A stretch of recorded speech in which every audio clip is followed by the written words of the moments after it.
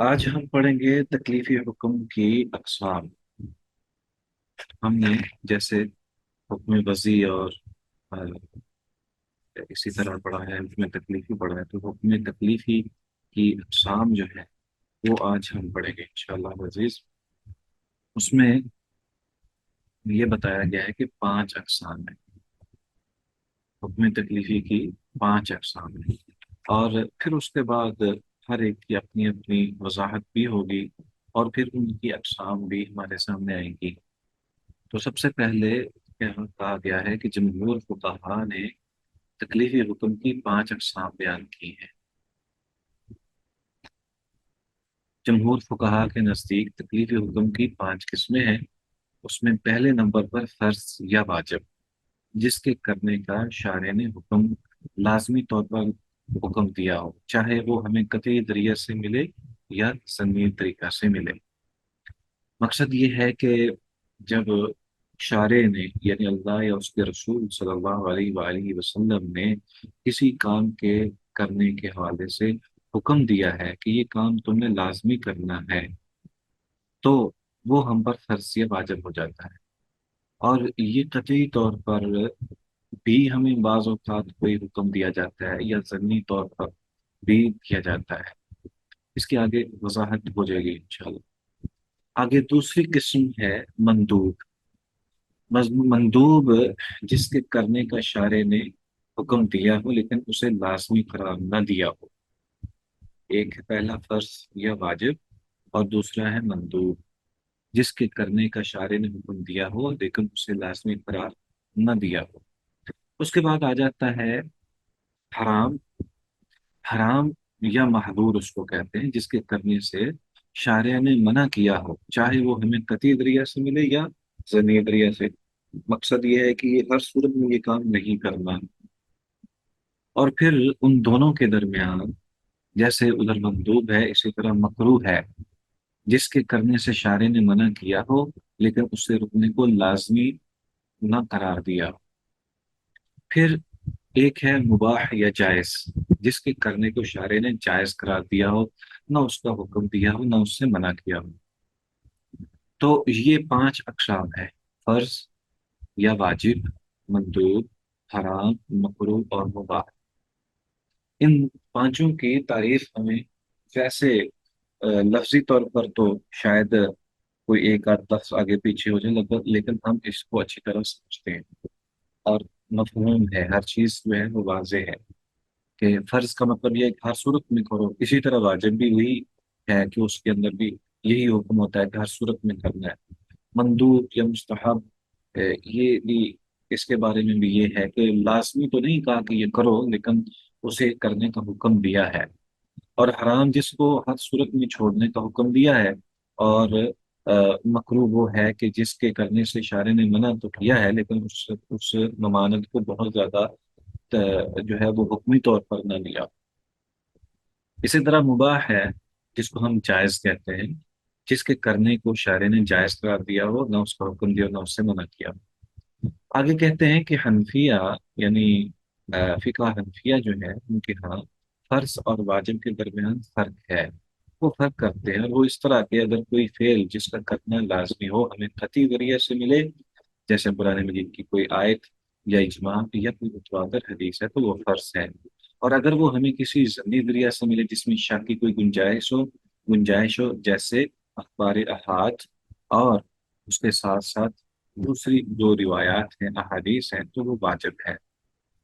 اسی طرح اگر کوئی فعل جس کے کرنے سے منع کیا گیا ہو ہمیں کسی قطعی ذریعہ سے ملے جیسے قرآن مجید کی کوئی آیت یا اجماع یا متواتر حدیث تو وہ حرام ہے۔ اور اگر وہ ہمیں کسی ضمنی ذریعے سے ملے جیسے اخبار احاد تو وہ مکروہ تحریمی ہے۔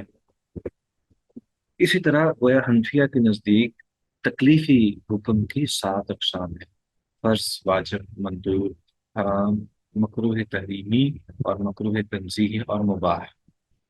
تو اس کا مطلب یہ ہوا کہ اہل سنہ کے نزدیک جو حکم تکلیفی ہے اس کی 5 اقسام ہیں، اور احناف کے ہاں اس کی 7 اقسام ہیں۔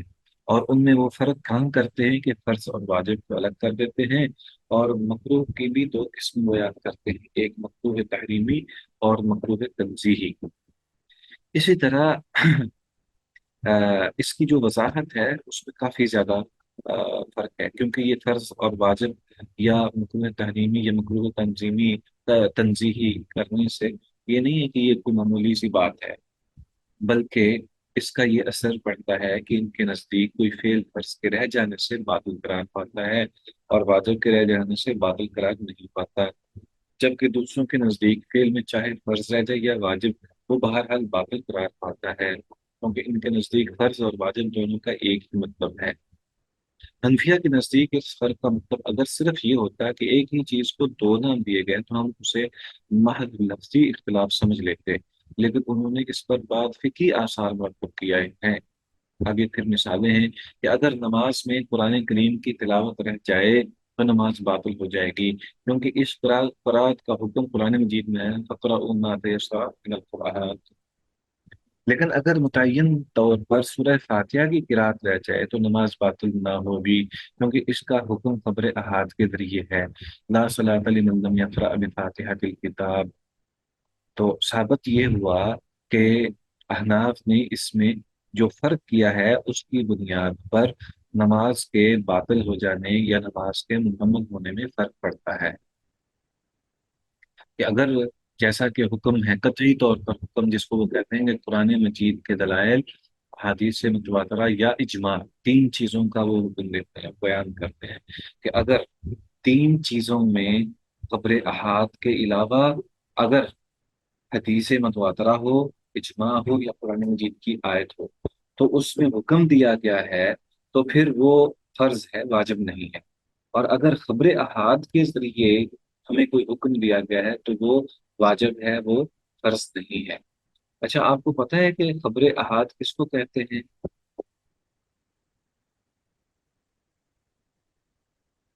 آپ نے مصطلح حدیث پڑھی ہے؟ متواتر اور باقی جو اس کی اقسام ہیں، حدیث کی جو اقسام ہیں ہم تک پہنچنے میں، اس کی وہ آپ نے پڑھا ہے؟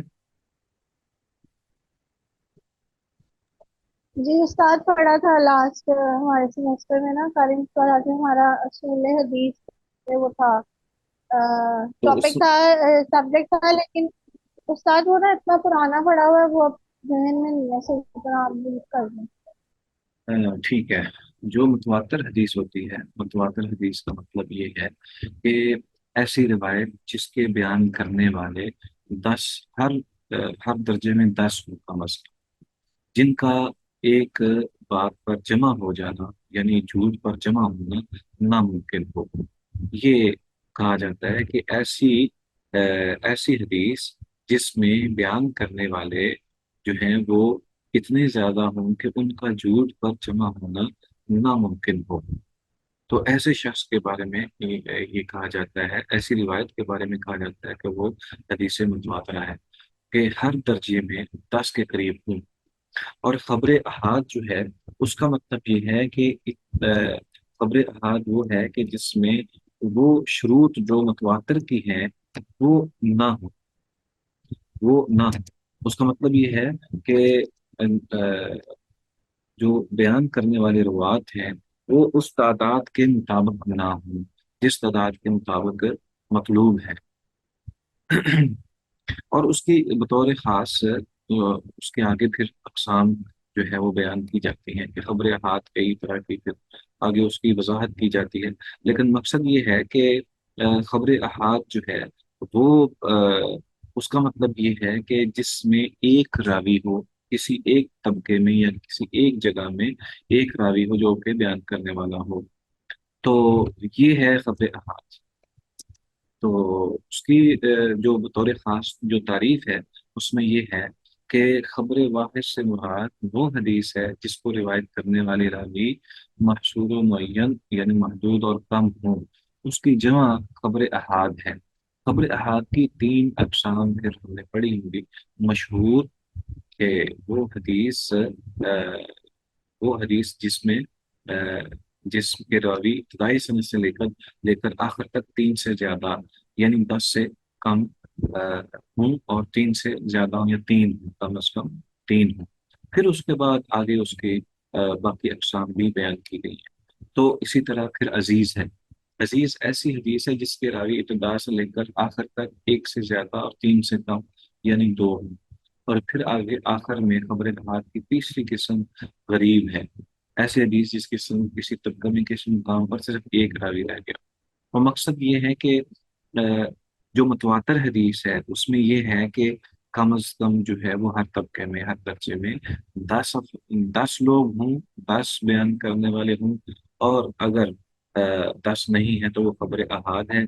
और उसमें खबर अहाद जो है वो उसमें मशहूर वो है जिसमें तीन रावी कम अज कम हों, अजीज वो है जिसमें दो रावी कम अज कम हों, और गरीब वो है जिसमें एक रावी कम अज कम हो। तो ये है थोड़ा सा इसमें फर्क।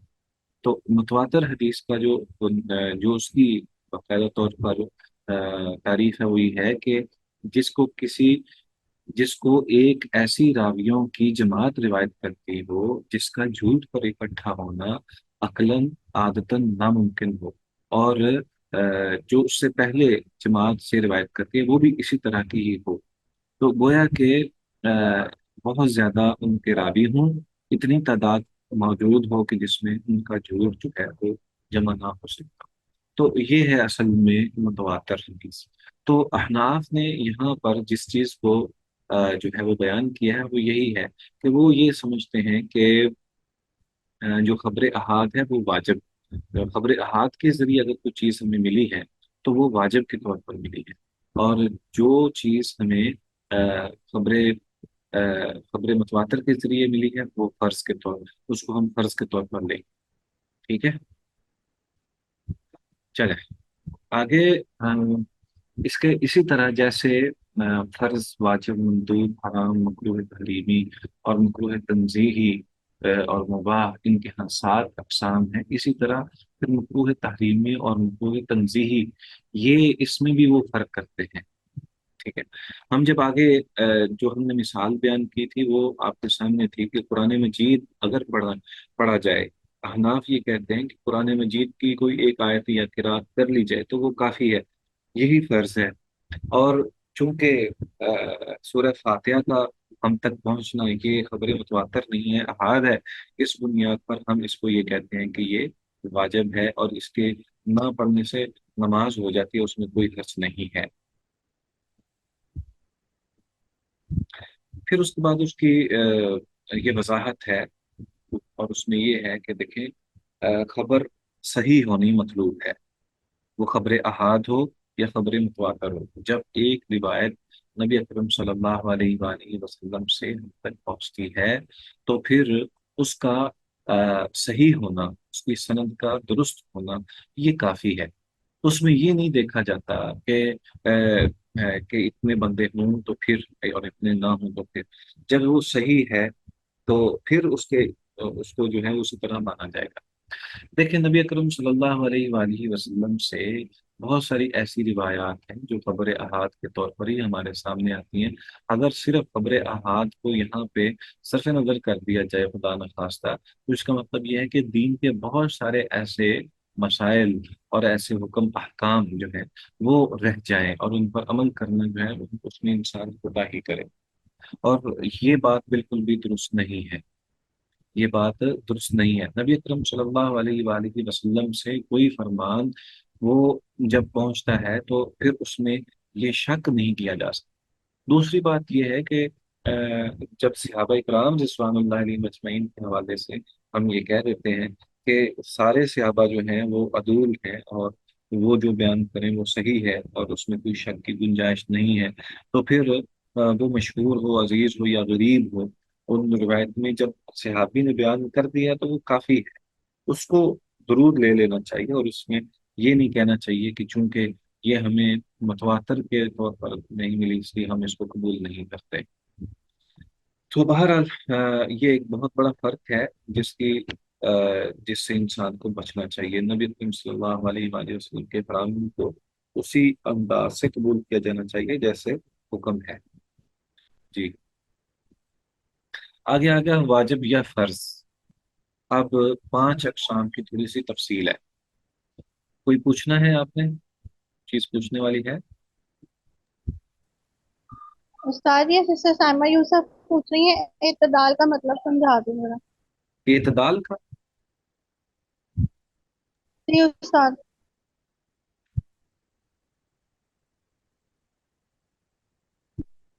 ये लफ्ज कहाँ पे आया है?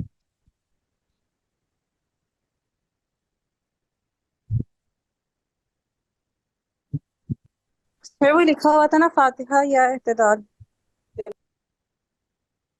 मैं देखता हूँ, आपने शायद यहाँ पे है।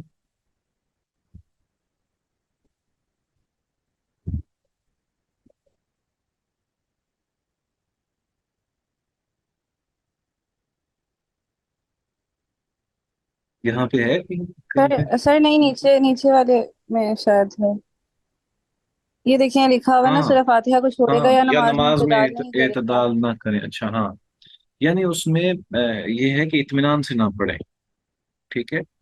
एतदाल का मतलब ये है कि नमाज में, नमाज जो है दरअसल वो बड़े एहतमाम के साथ पढ़नी चाहिए, खुशू और खुजू के साथ पढ़नी चाहिए, और जल्दी जल्दी नहीं पढ़नी चाहिए। तो जो लोग जल्दी जल्दी पढ़ते हैं वो एतदाल नहीं करते। तो इससे मुराद ये है कि तसल्ली से नमाज पढ़ना, ये मतलब है। ठीक है। सर ये इस लाइन का समझ नहीं आया इसकी बात, ये जो इधर पैराग्राफ में की गई है। अच्छा, देखें, अहनाफ के मौकफ ये है। अहनाफ के बारे में उन्होंने 2-3 मिसालें दी हैं, उसमें से एक तो वो दी है कि फ़क़रऊ मा तयस्सरा मिनल कुरान। फ़क़रऊ मा तयस्सरा मिनल कुरान चूंकि हुक्म है कुरान मजीद का, इस हवाले से उसका मतलब ये है कि ये हतमी फ़र्ज है कि कुरान मजीद जो है वो हर सूरत में पढ़ना है। ठीक है। तो वो कहते हैं कि कुरान मजीद की कोई भी चीज़ जब हम नमाज के अंदर पढ़ लें तो ये फ़र्ज जो है वो अदा हो गया, उसमें कोई हर्ज नहीं, अब नमाज बातल नहीं होगी। अब दूसरी तरफ अ, एक हदीस है जो खबर अहाद के तौर पर हमारे सामने आती है, और वो ये है कि नबी अकरम सल्लल्लाहु अलैहि वसल्लम ने फरमाया कि ला सलाता लिमन लम यक़रा बिफातिहातिल किताब। उस शख्स की नमाज ही नहीं है जिसने सूरह फातिहा नहीं पढ़ी। तो अहनाफ ये कहते हैं कि चूंकि ये खबर अहाद है, इसलिए हम इसको कबूल ही नहीं करते, इसलिए अगर किसी ने सूरत फातिहा नहीं पढ़ी तो उसकी नमाज हो जाएगी। दूसरों के यहाँ क्या है कि चूंकि नबी सल्लल्लाहु अलैहि वसल्लम का फरमान है, वो फर्ज है या वाजिब है। दोनों सूरतों में जब आप किसी फर्ज को या वाजिब को छोड़ देते हैं तो नमाज बातिल हो जाती है। जबकि अहनाफ के यहाँ ये फर्क है कि जब फर्ज छोड़ दे तो नमाज बातिल होती है, वाजिब छूट जाए तो नमाज बातिल नहीं होती। तो ये मामूली सा फर्क वो करते हैं खबर अहाद के जरिए। बात समझ आइए? जी सर, इसका मतलब है वो हदीस को नहीं इतनी वो देते हुए पहले अहमियत। जी, वो हदीस को अहमियत देते हैं। उसमें भी उनका जो है ना वो 2-3 तरह का जो है वो फर्क करते हैं। एक तो खबर अहाद को नहीं मानते, यानी जो 3 किस्म की मशहूर, अजीज और गरीब है ना, ये तीनों किस्में नहीं मानते। वो कहते हैं अगर कोई हदीस खबर अहाद, खबर वाहिद है, वो मशहूर है, अजीज है या गरीब है, तो हम उसको नहीं कबूल करेंगे, सिर्फ खबरें मुतवातर ही कबूल करेंगे। ठीक है। लेकिन अगर कबूल करेंगे तो उसको फर्ज करार नहीं देंगे, अगर उसमें हुक्म है कबूल अगर करना है तो करेंगे, लेकिन उसको हम वो मुकाम नहीं देंगे जो मुतवातरा का हुक्म है। दूसरी बात कि वो इस अंदाज से भी बाज दफा हदीस का इनकार कर देते हैं कि जिसमें ये कहा जाता है कि ये हदीस बयान करने वाला सहाबी जो है ये फकीह नहीं था। उन्होंने तमाम सहाबा को जो है वो अलग अलग तकसीम कर दिया। वो ये कहते हैं कि सहाबी, कई सहाबी जो है वो फकीह हैं और कई सहाबी फकीह नहीं है। तो जो सहाबी फकीह नहीं है उसकी हदीस का भी कोई सही तौर पर उस पर अमल करना कोई जरूरी नहीं है, क्योंकि उसको तो समझ ही नहीं है इस बात की। चुनाचे वो जितने भी सिगार सहाबा हैं, मसलन अब्दुल्लाह इब्न अब्बास, इब्न उमर वगैरह, और ज़ैद बिन साबित रज़ी अल्लाह अन्हुम, और इस तरह के दीगर जितने भी सहाबा थे, उन तमाम की तमाम रिवायतों को वो मुकाम ही नहीं देते, वो दर्जा ही नहीं देते जो कि देना चाहिए। वो इसी तरह मसलन सईदा आयशा रजी अल्लाह ताला अन्हा की रिवायात को और सैयदना अबू हुरैरा रजी अल्लाह ताला अन्हो की रिवायात को भी वो मुकाम नहीं देते जो कि एक सहाबी की रिवायत को देना चाहिए। वो फर्क कर देते हैं कि ये फकीह नहीं है, ये फुकहा सहाबा में से नहीं है। तो इसी तरह और भी मुख्तलिफ अंदाज हैं जिसके जरिए वो अहादीस को छोड़ देते हैं या उसको वो मुकाम नहीं देते जो कि उसका हक है। ठीक है। जी सर, तो बात ही क्या हो जाए कि मतलब कि नमाज आपकी होगी नहीं, आपको दोबारा अदा करनी पड़ेगी इनके अकॉर्डिंग। सही बात यही है। सही बात नहीं ये तो है। फिर एक सजदा सहू का भी तो कॉन्सेप्ट होता है ना कि अगर आपसे वाजिब मिस हो जाए तो फिर आप सजदा सहू कर दो। देखिए वो तो एक अलग बात है ना, वो तो एक अलग बात है कि उसका कफारा दिया तो इसका मतलब ये हुआ कि उसको ये कम से कम ये एहसास मौजूद है कि भाई ये जरूरी और फर्ज है, ये लाजम है और इसका करना है। तो जिसने इसको वो मुकाम ही नहीं दिया तो उसने फिर उस पर क्या करना है, क्या हाल है। तो ये बुनियादी फर्क जो है ना, ये वो कर देते हैं। सजदा साहब देने वाले तो ये समझते हैं ना कि ये लाजम और फर्ज है। तो बहरहाल ये बात जो सही और दुरुस्त बात है वो यही है कि फर्ज और वाजिब में फर्क नहीं है, फर्ज और वाजिब में फर्क नहीं है। और हदीस जैसी भी हो, अगर वो मुस्तनद रिवायत है यानी उसकी सनद के अंदर कोई भी किसी किस्म का ऐब नहीं है, ना वो मालूल है ना वो शाज है, ना ही कोई उसमें नकारा है, यानी ज़ईफ रिवायत नहीं है, सही रिवायत है, तो फिर उस रिवायत को कबूल करना, वो बेशक मतवातर हो या वो अहाद हो, उसको कबूल करना ये फर्ज है। उसमें जान नहीं छुड़ानी चाहिए। और इसका मतलब यह है कि नबी सल्लल्लाहु अलैहि वसल्लम की रिवायत को आप छोड़ रहे हैं। एक और बात यह है कि इसमें सिर्फ यही फर्क नहीं रह जाता कि किसी करने के हुक्म के हवाले से बाज अहकाम ऐसे होते हैं जिसमें इन जो है वो इज्तिहाद करते हैं और वो उस इज्तिहाद को उसके मुकाबला खड़े करते हैं। खैर ये मैं आपसे बहुत ज्यादा इसमें वसत में नहीं जाना चाहता क्योंकि ये एक मसलकी सी बात हो जाती है। उसमें ये अलबत्ता जरूर है कि हदीस को वो जैसी भी हो, जब वो मुस्नद हदीस है, सही रिवायत है, तो उसमें फर्क नहीं करना चाहिए, उसको कबूल करना सर चाहिए और आपकी आवाज नहीं आ रही। उसके मुताबिक जो है वो अमल करना चाहिए। हाँ जी। आवाज नहीं आ रही। ये सर बीच में थोड़ी देर में आई थी। शायद वो नेटवर्क का इशू ठीक हो गया। जी सर, तो हाँ, जज़ाकल्लाह। इसमें ये है कि ये वाजिब और फर्ज में फर्क करना ये दुरुस्त नहीं है और उसमें उसको उसके मुताबिक ही अमल करना चाहिए। चलें आगे आगे। हुक्म तकलीफी की अकसाम अब तफसील के साथ, ठीक है, उसमें आगे फिर इसकी वाजिब या फर्ज की दीगर अकसाम भी होंगी इसमें। अच्छा, वाजिब से मुराद जैसा कि हम ऊपर बता चुके हैं वो फेल है जिसके करने को शारे ने लाजमी करार दिया हो, इसलिए इसके करने पर सवाब और ना करने पर गुनाह होता है।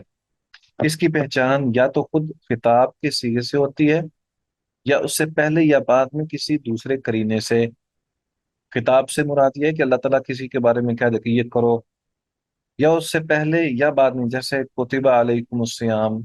ठीक है, अलैकुम, अलैकुम का माना भी फर्ज का दे रहा है और कुतिबा का माना भी फरीजे का हुक्म दे रहा है, यानी दोनों लफ्ज जो हैं वो करीने के तौर पर इस्तेमाल हो रहे हैं कि ये फर्ज है।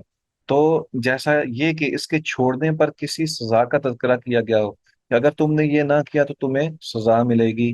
ठीक है, तो इसका मतलब ये है कि जिस काम में खिताब जो है खुद खिताब के सीगे से वाज़े हो रहा हो, उसकी पहचान हो रही हो कि ये फर्ज है, तो वो असल में लाजम है कि उसको किया जाए।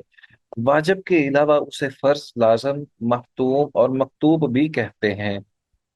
यानी फर्ज के जो नाम है उसमें वाजिब भी उसको कहते हैं और उसके अलावा लाजम भी कहते हैं और महतूम जो है या मखतूम भी कहते हैं और मकतूब भी कहते हैं। मुख्तलिफ एतबारात से इसकी चार मंदरजा झैल अकसाम हैं। उसमें सबसे पहले जमाना अदायगी के एतबार से। हाँ, जब इसको आप पढ़ेंगे तो फिर आपको ये समझ आ जाएगी कि इस एतबार से इसकी मंदरजा झैल अकसाम है। ادائیگی کے اعتبار سے زمانہ یعنی کس دور میں اس کو ادا کرتے ہیں اس کے اعتبار سے اس کی اقسام ہے۔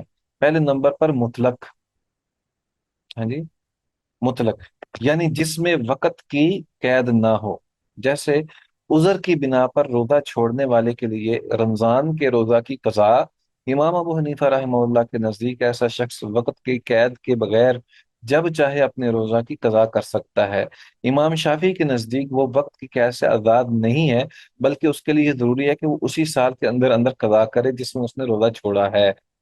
ٹھیک ہے، تو اس کا مطلب یہ ہے کہ مطلق، مطلق یہ ہے کہ جس میں وقت کی قید نہیں ہے۔ ٹھیک ہے، اس میں روزے کی مثال انہوں نے دی ہے کہ قضا جو دینی ہے روزے کی اس میں دو موقف ہیں۔ امام ابو حنیفہ رحمہ اللہ کا یہ ہے کہ جب چاہے دے دے، وہ بے شک 2-3 سال میں دے دے۔ امام شافی کے نزدیک یہ ہے کہ وہ اس کے لیے وقت کی قید ہے اور وہ یہ ہے کہ وہ اسی سال کے اندر دے۔ تو یہاں امام شافی کا موقف بہرحال درست ہے۔ اچھا، ایک ہے مطلق اور دوسرا ہے مقید، یعنی جس میں وقت کی قید ہو، جیسے فرض نمازیں، رمضان کے روزے، کیونکہ ان کی ادائیگی کے اوقات مقرر ہیں۔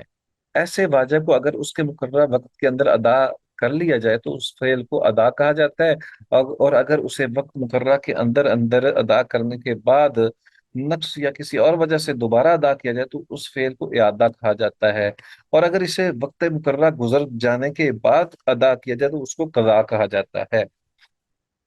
ٹھیک ہے، لیکن کسی فعل کو قضا اسی صورت میں کہنا چاہیے جب شریعت سے اس کی دلیل ملتی ہو، جب شریعت سے اسے اس کی دلیل ملتی ہو، جیسے حیض سے فارغ ہونے کے بعد عورت کا اپنے چھوٹے ہوئے روزوں کی قضا کرنا۔ لیکن اگر اس کی شریعت میں کوئی دلیل نہ ہو تو اسے اپنی طرف سے قضا کا نام نہیں دیا جا سکتا، جیسے وہ شخص جس نے کسی عذر کے بغیر فرض نمازیں ترک کر دیں، ایسے شخص کی قضا کا کوئی اعتبار ہی نہیں ہے، کیونکہ اس کی کوئی صحیح یا غیر صحیح دلیل شریعت سے نہیں ملتی۔ ایسا شخص گناہ گار ہوگا اور وہ 1000 نمازیں بھی پڑھ لے، اپنی ایک قصدن چھوڑی ہوئی نماز کی قضا نہیں کر سکتا۔ اس کے لیے صرف ایک ہی راستہ ہے، اور وہ یہ کہ اللہ تعالیٰ کے حضور توبہ استغفار کرے اور آئندہ نماز کی پابندی کرے۔ سمجھ آئیے بات؟ جی استاد آپ مقصد یہ ہے کہ جو مقید ہے، جو حکم تکلیفی کی دو اقسام ہے، ایک ہے مطلق اور ایک ہے مقید۔ یہ دونوں زمانے کے اعتبار سے ہیں کہ اس کی تحدید کی گئی ہے یا تحدید نہیں کی گئی۔ اب جس کی جو مطلق ہے اس کا مطلب تو یہ ہے کہ جب بھی وہ موقع آئے گا تو وہ کرے، لیکن یہ مقید یہ ہے کہ اس کا وقت مقرر ہے، اس کا وقت مقرر ہے، جب اس سے وہ نکل جائے گا تو پھر جو ہے وہ اس کو بعض اوقات قضا کہتے ہیں اور بعض اوقات قضا نہیں بلکہ اس شخص کو گناہ گار کہتے ہیں۔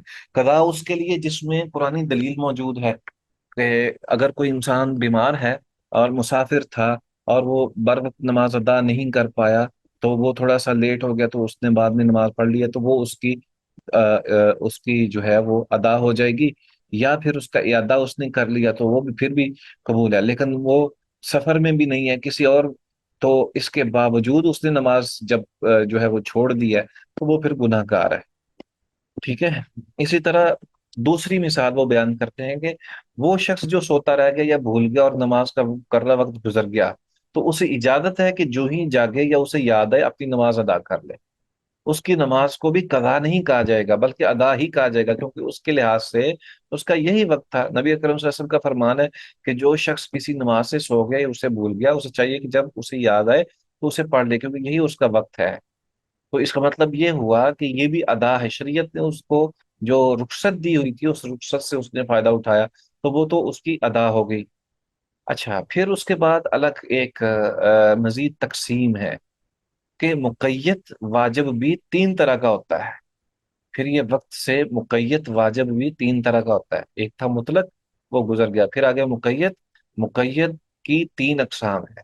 ٹھیک ہے، ایک ایک موسع یعنی کھلا، جسے حنفیہ ظرف کہتے ہیں۔ اس سے مراد وہ فرض ہے جس کا وقت اس کی ادائیگی کے مقدار سے زیادہ ہو اور بندہ اسے اس وقت میں جب چاہے ادا کر دے، جیسے 5 فرض نمازوں کے اوقات ہیں، یا یہ ہے کہ انسان جو ہے وہ جب اس نے نماز، جب روزے چھوٹ گئے ہیں تو پورے سال کے اندر اس نے روزہ رکھنا ہے۔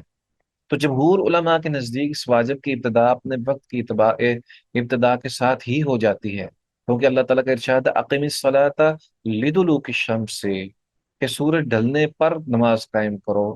لدلوک الشمس یعنی جب ڈھلے تو نماز شروع کر دو۔ تو مقصد یہ ہے کہ یہاں سے ابتدا ہوگی، اس لیے نبی صلی اللہ علیہ وآلہ وسلم نے ہر فرض نماز کے شروع ہونے اور ختم ہونے کا وقت بتایا ہے۔ حنفی علماء کے نزدیک اس کا وقت اس کی ادائیگی کے وقت کے ساتھ شروع ہوتا ہے، اگر بندہ اسے اس کے آخری حصے تک ادا نہ کرے تو اس کے لحاظ سے اس کی ابتدا اس آخری حصے ہی سے ہوگی جس میں اسے ادا کرے گا۔ انہوں نے اپنے اس اصول کو یہ شکل اپنے بعض فروعی مسائل کو صحیح قرار دینے کے لیے دی ہے، جیسے ان کا یہ مسئلہ کہ کسی عورت کا حیض اگر کسی نماز کے وقت کے دوران شروع ہو جائے تو حیض سے فارغ ہونے کے بعد وہ اس نماز کی قضا نہیں کرے گی، کیونکہ اس کا وقت ابھی ختم نہیں ہوا تھا اور اس عورت کے لحاظ سے واجب کی ابتدا نہیں ہوئی تھی۔ دوسرا، مضیق، جسے یعنی تنگ، جسے حنفیہ معیار کہتے ہیں، اس سے مراد وہ فرض ہے جس کے وقت میں صرف اسی کی ادائیگی ہو سکتی ہے اور اس کی جنس میں سے کسی دوسرے واجب کی ادائیگی نہیں ہو سکتی، جیسے ماہ رمضان کے روزے، کیونکہ رمضان میں ان کے علاوہ کوئی روزہ نہیں رکھا جا سکتا۔ جمہور علماء کے نزدیک رمضان کے ہر روز کی تعین کے ساتھ نیت کرنا ضروری ہے، حنفیہ کے نزدیک یہ ضروری نہیں ہے، کیونکہ جب رمضان میں روزہ ہو گیا تو اس کی جگہ کوئی اور روزہ ہو ہی نہیں سکتا، چاہے روزہ دار اس کی نیت کرے یا کسی اور روزے کی یا صرف مطلق نیت کر لے۔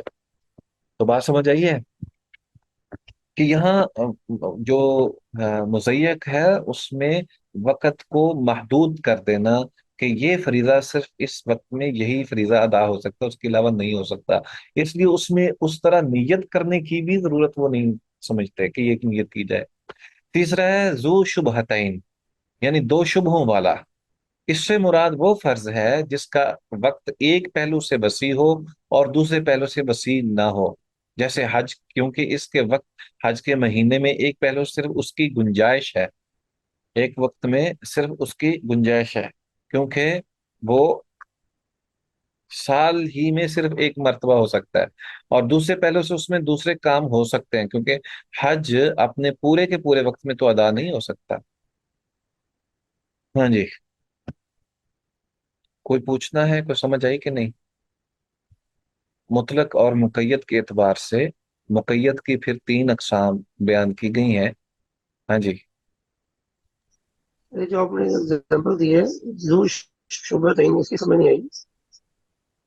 یعنی دو شبہ اس میں پائے جاتے ہیں کہ ایک اعتبار سے اس کا وقت مقرر محدود بھی ہے اور دوسرے اعتبار سے محدود نہیں بھی ہے، ٹھیک ہے؟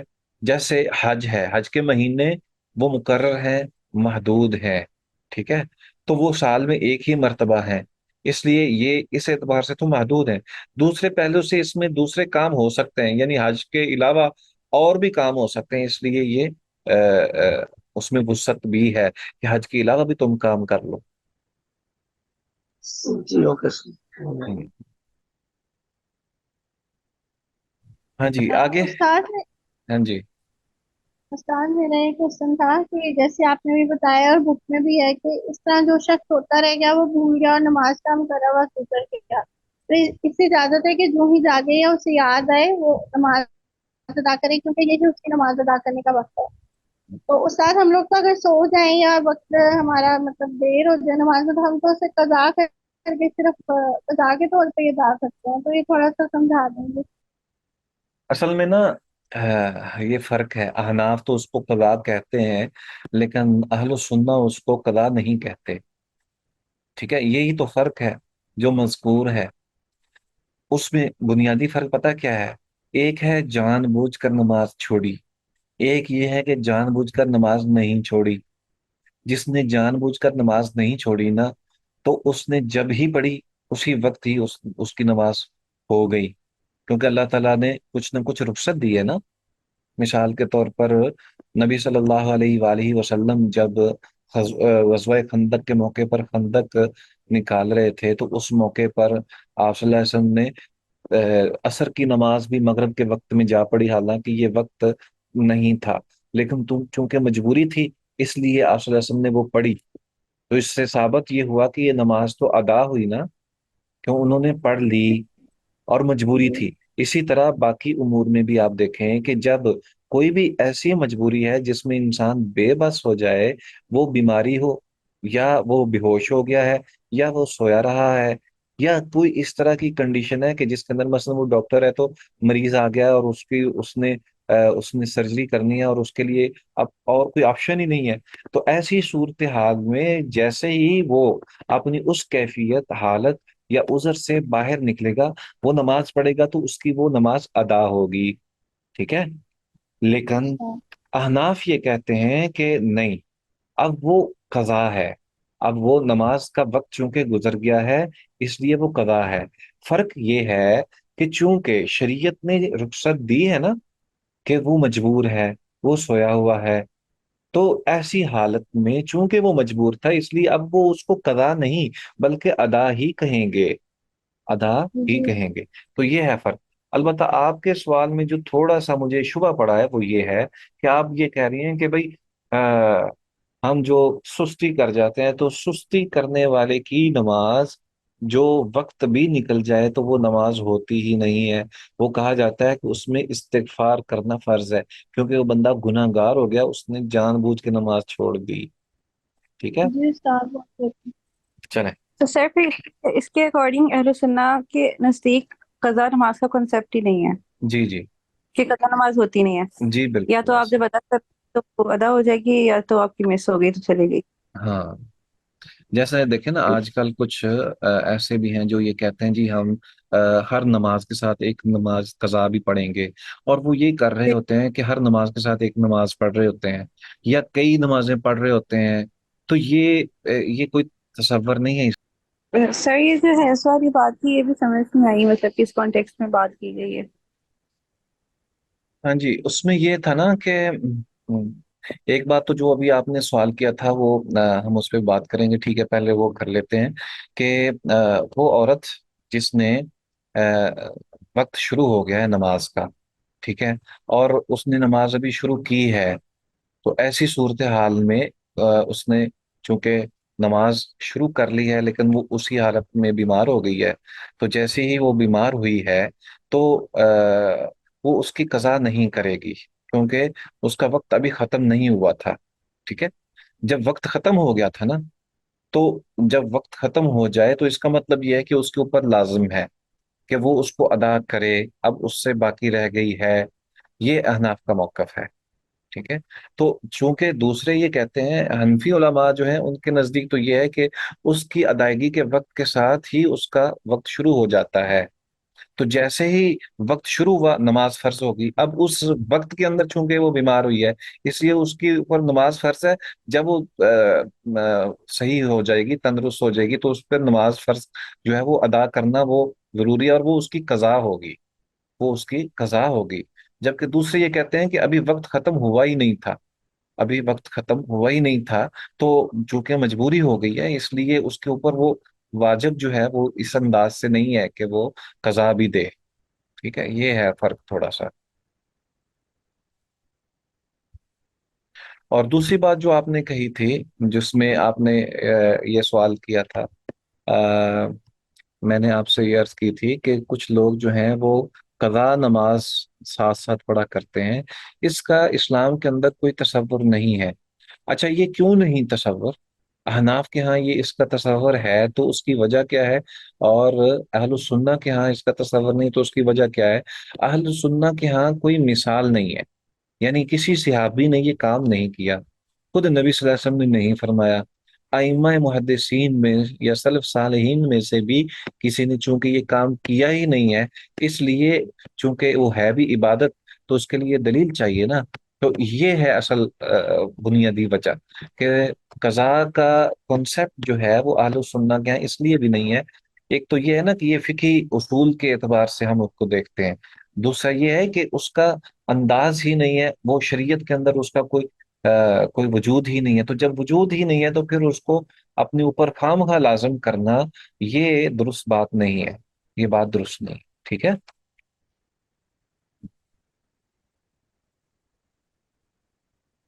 हाँ जी, आगे आगे मतलूब की के तयन के एतबार से उसकी दो अकसाम है। कुछ कह रहे थे? आज के आगे सुनिए। जज़ाकल्लाह खैर। जी। अच्छा जी, तय्युन के एतबार से, यानी मतलूब के तय्युन के एतबार से दो अकसाम है, मुअय्यन और मुखय्यर। यानी ये वही हुक्म तकलीफी की पहली अकसाम मुतलक और मुक़य्यद, और यहाँ मुअय्यन और गैर मुअय्यन यानी मुखय्यर है। तो मुअय्यन उससे मुराद वो फर्ज है जिसमें मतलूब सिर्फ एक मुतय्यन चीज हो, जैसे नमाज, रोजा, ज़कात, फर्ज की अदायगी, मजदूर की उजरत की अदायगी वगैरह। शरीयत के अक्सर फराइज इसी किस्म से हैं कि वो उसकी तायीन की गई है कि तुमने ये काम करना है, यही काम करना है, कि तुमने नमाज पढ़नी है, तुमने रोजा रखना है, तुमने ज़कात देनी है, और तुमने मजदूर की उजरत जो तयशुदा है वो देनी ही देनी है। ठीक है। मुखय्यर ये है कि जिसमें इख्तियार हो, कि इससे मुराद वो फर्ज है जिसमें मतलूब एक मुतय्यन चीज ना हो, बल्कि एक से ज्यादा हो। कोई भी चीज हो सकती है, जैसे कसम खा लेने के कफारे में 10 मिस्कीनों को खाना खिलाना है। अगर वो 10 मिस्कीनों को खाना नहीं खिला सका या नहीं खिला रहा तो उन्हें पहनावा पहना दे, अगर वो भी नहीं तो एक गर्दन आजाद कर दे। तो मकसद ये है कि जब कोई फर्ज जो है या वाजिब जो है उसको उसमें से कोई हुक्म दे दिया जाता है, तो उसकी भी आगे तायीन के एतबार से भी, उसके तय्युन करने के एतबार से भी दो किस्में हैं। उसके तय्युन में दो अक़साम है, एक मुअय्यन और एक है मुखय्यर। मुअय्यन वो कि जैसे बरह रास्त हुक्म दिया गया हो कि ये काम तुमने करना है, और जिसमें मुखय्यर ये है कि ये तीन चार काम है, उनमें से किसी एक को इख्तियार कर लो, उसमें कोई हर्ज नहीं है। इसी तरह मिकदार के एतबार से भी इसकी दो अकसाम है, कि जिसकी मिकदार मुकर्रर हो, जैसे अपनी रकात, अरकान और शराइत समेत पांचवा नमाज फर्ज जो है वो अदा करनी, और अपने मसारिफ और नसाब समेत ज़कात वगैरह जो है उसकी मिकदार मुअय्यन, उसकी उसकी ज़कात जो है मुअय्यन भी है और मिकदार मुकर्रर भी है। ठीक है। जबकि कुछ ऐसी चीजें होती हैं जिसकी मिकदार मुकर्रर नहीं है, जैसे नमाज में रुकू और सजदा, अल्लाह की राह में इंफाक, नेकी के कामों में तामुन, लाचारों की दाद रसी और मिस्कीनों को खाना खिलाना वगैरह। तो ये जो लफ्ज है कि उसकी मिकदार मुअय्यन हो, नमाज में रुकू से मुराद क्या है यहाँ पे, और सजदे से मुराद क्या है, समझ आइए इसकी। इसका मतलब ये है कि आपने रुकू जब किया तो उसमें तस्बीहात कितनी पढ़ी, कितनी ज्यादा आपने पढ़नी है, वो आप 3 दफा पढ़ लें, आप 5 दफा पढ़ें, या लंबा रुकू करें या लंबा सजदा करें, मुख्तसर करें या उसको लंबा कर लें। तो ये उसमें इख्तियार है, यानी उसकी मिकदार मुकर्रर नहीं है कि आपने सिर्फ 3 मरतबा ही तस्बीह पढ़नी है, उसके अलावा आप नहीं पढ़ सकते। ठीक है। तो अल्लाह की राह में इंफाक भी, यानी खर्च करना भी, उसमें भी आप पर पाबंदी नहीं है। ज़कात में पाबंदी है, लेकिन जो लिल्लाह फिल्लाह इंसान सदका व खैरात करता है उसमें पाबंदी नहीं है। इसी तरह नेकी के कामों में तामुन कितना कर सकता है बंदा कर ले। इसी तरह मिस्कीनों को खाना खिलाना वगैरह, इसमें मिकदार जो है वो मुअय्यन नहीं है।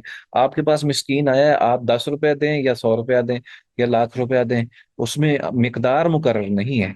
जबकि तादाद रकात, नमाजों के फर्ज नमाजों की तादाद, और उसकी रकात की तादाद, ये मिकदार जो है ये भी मुकर्रर है और ये मुअय्यन भी है।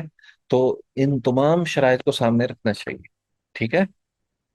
हाँ जी। उसके बाद मतलूब के एतबार से भी दो किस्में हैं, फर्ज ऐन और फर्ज किफाया। फर्ज ऐन से मुराद क्या है, कि जिसका अदा करना हर मुसलमान पर हर हर फर्द से मतलूब है, अगर वो उसे ना करेगा तो गुनाहगार होगा, और उसकी बजाय कोई और दूसरा उसे अदा नहीं कर सकता। जैसे नमाज, ज़कात, हज, वफाई अहद, शराब से परहेज और हर हकदार को उसका हक देना वगैरह। इस्लाम में अक्सर फराइज की यही नोयत है। और फर्ज किफाया, जिसका मुतालबा तो शारे ने तमाम मुसलमानों से किया है, लेकिन अगर उनमें से चंद लोग उसे अंजाम दे दें तो वो सब गुनाह से बच जाएंगे, और अगर उनमें से कोई भी इसे अंजाम न दे तो सब के सब गुनाहगार होंगे। जैसे नमाज जनाजा, जिहाद फी सबीलिल्लाह, अमर बिल मारूफ और नही अनिल मुनकर, शफा खानों की तामीर, तिब और दूसरे तमाम जरूरी पेशे और सनतें जो मुआशरे के लिए नागुजीर हैं। इस फर्ज के बारे में इमाम शातबी कहते हैं कि इस फर्ज की अदायगी सबसे मतलूब है, यानी फर्ज किफाया इसकी अदायगी सबसे मतलूब है, क्योंकि इसका ताल्लुक रिफाए आम से है और सब पर उसकी जिम्मेदारी आयद होती है। बाद उसकी बरह रास्त ताकत रखते हैं और उसके अहल होते हैं, और बाकी लोग अगरचे उसकी बरह रास्त ताकत नहीं रखते, लेकिन वो उसकी ताकत रखने वालों को उसकी अंजाम दही पर खड़ा कर सकते हैं।